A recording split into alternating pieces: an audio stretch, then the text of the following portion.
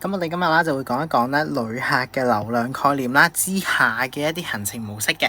咁點解要講一講咧？因為啦好多同學啦就同我講啦，就話咧佢嘅學校啦冇教過啦，本書咧又冇啦，甚至乎咧就係你話冇睇過附錄啦。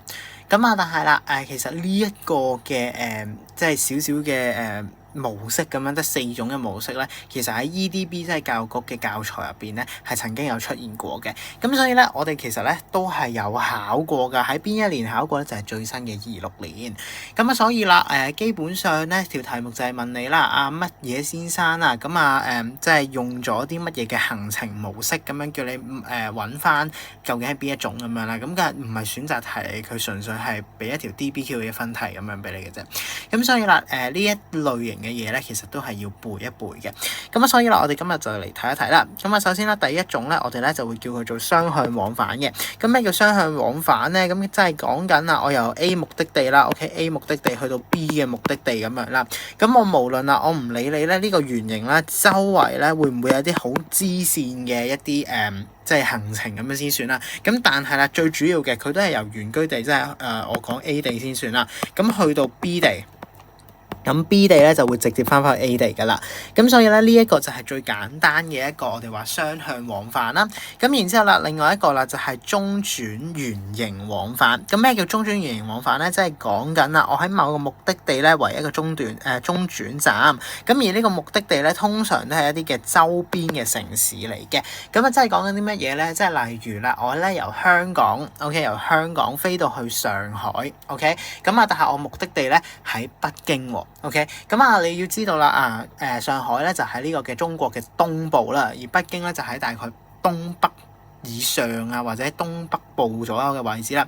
咁啊，呢個咧就係我哋所講啦，其實都喺附近嘅位置嚟嘅啫。咁所以咧，我就係用周邊嘅地區啦，或者一啲城市啦，作為一個中轉站咁樣啦。咁就喺呢個圓形入邊嘅 ，OK，呢個圓形入邊嘅一啲嘅目的地啦嘅周邊地區咁樣啦。咁有陣時咧就可能啦係會喺一啲周邊地區，例如話上海啊呢啲地方度住宿都得嘅。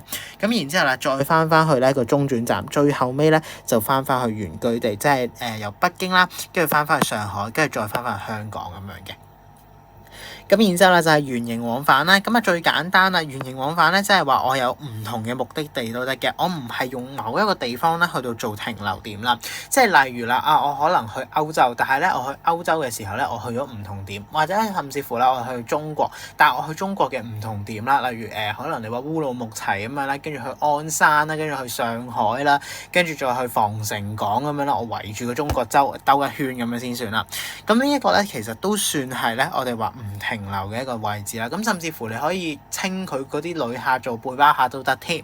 咁啊呢啲咧，我哋通常就會話係旅行者啦，即係冇規範噶嘛，其實旅客嘅旅行者。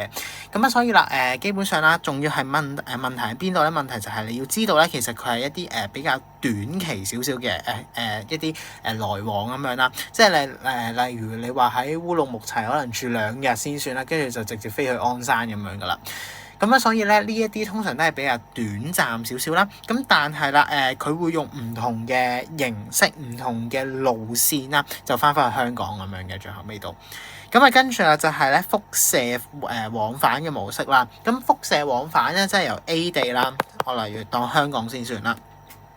咁就去到個目的地之後，例如我去日本。OK， 我去日本東京，我以東京為目的地。OK， 咁但係我有唔同地方可以去噶嘛。OK， 咁例如去邊度咧？可能去名古屋，可能去北海道，跟住就再諗啦。我可能去沖繩。OK， 咁啊呢啲咁嘅唔同嘅地方啦，咁啊總之你就由一個目的地啦，去周圍嘅地方嗰度再去到睇，再去到行，咁跟住啦就翻去咧呢個嘅中心位 ，OK， 然之後再翻去香港，咁呢一個咧就係輻射往返啦。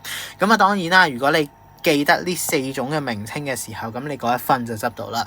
咁但係啦，如果你真係唔記得嘅話，你是但撞一個落去都好啊，起碼你4揀1，你應該點都中啩，係咪先？就算你真係要背嘅時候，咁你點樣背咧？就係背啦，嘗試背中間呢一抽嘢，OK， 中間呢一抽嘢。咁佢通常好少叫你描述嘅，通常都係叫你指出嘅啫。咁所以咧，指出嘅話，你就指出翻呢4項出嚟啦。咁啊，然之後啦，你咧就去到答翻咧嗰一題1分嘅 DBQ 問題啦。咁當然啦，如果你有地理底，你讀運輸嘅話咧，咁我諗啦，就應該會更加即係方便你去到答呢啲問題啦。因為嗰啲咩水系形態啦，都係有呢啲放射式噶嘛。咁跟住就係可能你話讀運輸嘅樞紐嗰 part 嘅時候咧，咁都有呢啲咁嘅大概嘅圖俾你望啦。